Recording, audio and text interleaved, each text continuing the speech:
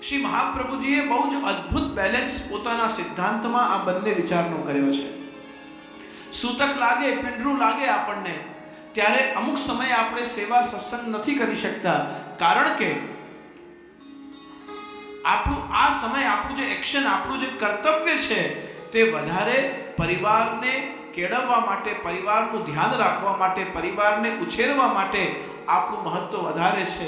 નહીં તો કદાચ એવું થશે કે આપણે ભગવત સેવાના કારણે કહીશું કે ના, દીકરાના ઘરે દીકરો આવ્યો છે પણ મારે સેવામાંથી હમણાં સમય નથી, વેવણને બોલાવી લઈશું, વેવાઈને બોલાવી લઈશું, એ આવીને કરી લેશે, પણ મારે તો સેવા કરવાની છે એટલે મારાથી હમણાં એ બધું થઈ શકશે નહીં. જનન આશૌચ અને મરણ આશૌચ બંનેમાં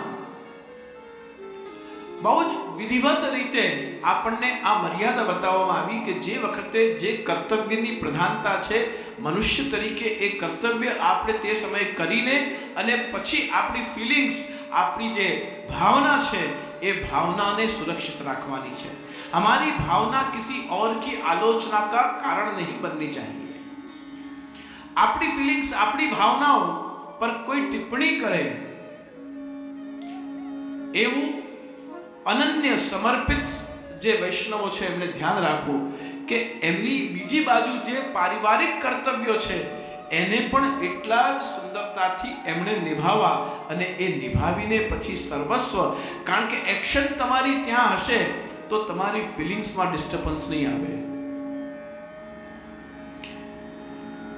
રાત્રે કઈ કકડાટ ઘરમાં થયો હોય તો સવારે મંગળભોગ ધરતી વખતે પણ સૂક્ષ્મ ભાવમાં પણ એના અમુક તંતુ તો મનમાં રહે જ છે, અને એના કારણે જે 100% આપણી ફિલિંગ્સ ફ્લો થવાની હતી એમાં અંતર આવે છે. તો ભગવાન શ્રી કૃષ્ણના કોઈ પણ ચરિત્રને કે કોઈ પણ લીલાને કે કોઈ પણ સ્વરૂપને સમજવા માટે મીથ કેવલ માન્યતાઓના આધારે જે સમજવા માંગે છે, એ માન્યતાઓના આધારે સમજનાર વ્યક્તિને મૂળભૂત રીતે કૃષ્ણ તત્વ શું છે એ સમજવું પડશે. બીજી રીતે શ્રી કૃષ્ણને ઓળખવાનો પ્રયાસ સંસાર કરે છે. એક મીથ છે, બીજું મિસ્ટ્રી છે, અને ત્રીજું મેજિક છે. ભગવાન શ્રી કૃષ્ણના ચરિત્રમાં ત્રણેય વસ્તુ છે. બુદ્ધિજીવીઓને વિસ્મિત કરી દે એવી પણ પ્રભુ લીલા કરે છે. વિરાટ સ્વરૂપનું દર્શન કરાવ્યું, અને વિરાટ સ્વરૂપનું દર્શન કરાવીને જેમને જેમને આ દર્શન થયું એમના હૃદયમાંથી એ સ્વરૂપ પાછું વિસ્મૃત પણ કરાવ્યું, કારણ કે શેષ યુદ્ધ કરવું બાકી છે. ભગવદ્ ગીતામાં વિશ્વરૂપ દર્શન ભગવાન કરાવે છે અને અર્જુનની મતિ પાછી પરિવર્તિત કરી દે, સામર્થ્ય દર્શન કરાવીને પણ એને ભૂલાવી દે. અને મીથ સમજનાર વ્યક્તિ માટે તો પછી ગીતા પણ પ્રશ્નાર્થ છે, ભાગવતજી પણ પ્રશ્નાર્થ છે, કારણ કે એ પ્રમાણથી વધારે પ્રમેયની વાત કરી રહ્યા છે. અને મિસ્ટ્રી, માન્યતાઓના આધારે આપ અગર ભગવાન શ્રી કૃષ્ણની લીલાઓને માનશો, મીથના આધારે માનશો તો આપને ક્યારે પણ નહીં સમજાય. સાબિત કરી શકાય છે, પણ એના માટે પણ હૃદયની રુજુતા અને બુદ્ધિની નિર્મલતા જોઈશે. આજે ગાંધીજીને પણ સમજવા માટે બે પક્ષ છે. એક અહિંસાનો વિરોધ કરી રહ્યા છે અને એક અહિંસાનું સમર્થન કરી રહ્યા છે.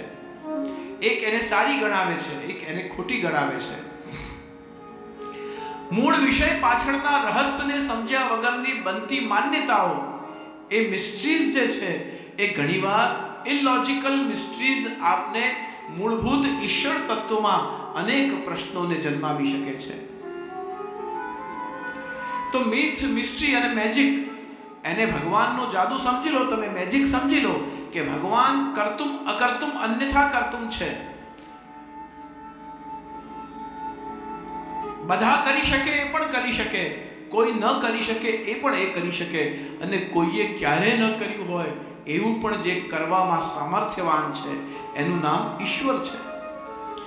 એ પછી કૃષ્ણાવતાર રૂપમાં હોય, રામાવતાર રૂપમાં હોય, નરસિંહ રૂપમાં હોય કે બલરામ રૂપમાં હોય, પરશુરામ રૂપમાં હોય કે કલ્કી રૂપમાં આવનાર સમયમાં પ્રગટ થનારો હોય, એની એ વિશેષતાઓ ઈશ્વરીય ગુણને, કારણ કે ભગવાન કોને કહેવાય? જે ષડગુણ ધર્મી છે. ઐશ્વર્ય, વીર, યશસ્વી, જ્ઞાન અને વૈરાગ્ય, આ ત્રણેય જેનામાં છે એનું જ નામ તો ભગવાન છે. તો મીથ સમજનાર વ્યક્તિને આ ઐશ્વર્ય, વીર, યશસ્વી, જ્ઞાન, વૈરાગ્ય, આ છ ષડગુણ ગુણધર્મી ભગવાન છે એવું સમજવું પડશે. તો એ સમજવા માટે ભગવાનનું જે મેજિક છે, ગવામ મધ્યે વસામ્યહમ, ભગવાને ગાયની વાત કરી કે હું ગાયોની વચ્ચે રહું છું, ગવામ મધ્યે વસામ્યહમ. એ આગળ પણ ગાય હોય, કારણ કે વેસ્ટર્ન અને ઈસ્ટર્ન બંને પ્રકારની પદ્ધતિઓ અલગ અલગ છે, અને બંને પ્રકારની પદ્ધતિઓમાં ગાયો માટેની માન્યતાઓ, ગાય માટેની આખી ભૂમિકાઓ ખૂબ અલગ અલગ રીતે વર્ણવવામાં આવી. જ્યારે આપણા ભગવાન ગૌચારણ કરી રહ્યા હતા, ત્યાં વેસ્ટર્ન વર્લ્ડમાં ગૌ નામનું પશુ હતું કે નહોતું એ પણ આપણને ખબર નથી. પણ જ્યારથી દુનિયા એક નાનું ગામ બની રહી છે, ગ્લોબલ વિલેજ તરીકે જ્યારે આપણે આ દુનિયાને જોઈ રહ્યા છે, ત્યારે કારણ કે ગાયને પશુ તરીકે ક્યારે પણ ભારતીય સંસ્કૃતિએ નથી માન્યું. તો પુષ્ટિમાર્ગની જે માન્યતા છે કે ભગવાન ગૌપાલક છે કે ગોપાલ છે, આ બધાનું અનુસંધાન કરવા માટે આપણે ફરીવાર વ્રજલીલામાં પ્રવેશ કરવો પડે. પણ વ્રજલીલામાં પ્રવેશ કરીએ કારણ કે લીલા ભાવનાની વાત છે. સ્વરૂપ ભાવનાનો વિસ્તાર મેં આજે કર્યો નથી, અને ભાવના પ્રમાણે આપણી જેટલી પણ ભાવનાઓ છે, ઇમોશન્સ છે, એના પ્રમાણે જ તો આપણે ભગવાનને સમજવા પડશે. બે ઉપાય છે, પ્રમાણ અને પ્રમેય. પ્રમાણ માર્ગથી કરવું હોય તો એના માટે પણ શ્રી મહાપ્રભુજીએ ભાગવતજીને સમજવા માટે ભાગવતાર્થ પ્રકરણ અને વધારે સૂક્ષ્મતાથી એને જાણવું હોય તો એના માટે પુરુષોત્તમ સહસ્ત્રનામ, એનાથી પણ સૂક્ષ્મ રીતે સમજવું હોય તો એના માટે ત્રિવિધ નામાવલી. તો શ્રી ઠાકોરજીને સ્વરૂપ ભાવનાથી સમજવા હોય તો શ્રીનાથજીનું શું સ્વરૂપ છે? તો નિકુંજના દ્વાર પર આપ ઠાડા છે, અને સ્વરૂપ ભાવનાની દ્રષ્ટિએ કહત સમનસો આવો રે આવો. નવનીત પ્રિયાજીની શું ભાવના છે? ગજ્જત ધાવન ની સંપૂર્ણ વાર્તા આપ વાંચો તો શ્રી નવનીત પ્રિયાજીનું સ્વરૂપ સમજાય. મથુરાધીશની શું સ્વરૂપ ભાવના છે? પદ્મનાભદાસનું ચિંતન કરો તો મથુરાધીશની સ્વરૂપ ભાવના સમજાય. દામોદરદાસ સંભાળવાળાનું ચિંતન કરો તો શ્રી દ્વારકાધીશની સ્વરૂપ ભાવના સમજાય.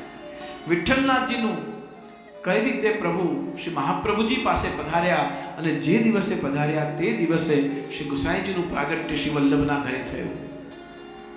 એમ કરતા કરતા દરેક સ્વરૂપની ભાવનાઓનું સ્વરૂપ ભાવન કરીએ. તો આ સ્વરૂપ ભાવના ક્યાંથી આવી? તો દશમ સ્કંદની જે સમસ્ત લીલાઓ છે એ લીલાઓને શ્રી મહાપ્રભુજીએ સેવા પ્રકારમાં પ્રગટ કરી. કઈ રીતે પ્રગટ કરી? ભાવ ભાવના દ્વારા સ્વરૂપ ભાવના પ્રગટ થઈ. ભાવ ભાવના દ્વારા સ્વરૂપ ભાવના પ્રગટ થઈ. તો શું પ્રગટ થઈ? તો લીલા ભાવના પ્રગટ થઈ. એક શૃંગાર આપણે કરીએ, એ શૃંગાર પાછળનું જે રહસ્ય છે એ લીલા ભાવના છે. મુકુટનો શૃંગાર કર્યો તો મુકુટનું 2 વાર શૃંગાર થયું. રાસમાં પણ થયું, દાનમાં પણ થયું, અને ગૌચારણમાં 3 વાર શૃંગાર થયો. તો 3 પ્રકારની લીલા ભાવના મુકુટના શૃંગારની થઈ. બાલ લીલાના શૃંગાર તો જન્માષ્ટમીથી પ્રારંભ થતી બાલ લીલા, રાધાષ્ટમી પર્યંત જેટલી પણ બાલ લીલાના શૃંગારો છે એ બાલ લીલાના શૃંગારોનું લીલા ભાવન ક્યાંથી છે? તો નંદ ભવનની લીલા ભાવનાઓથી છે. આ સમસ્ત લીલાઓને શ્રી મહાપ્રભુજીએ નિત્ય સેવા ક્રમમાં આપણને પ્રદાન કરી.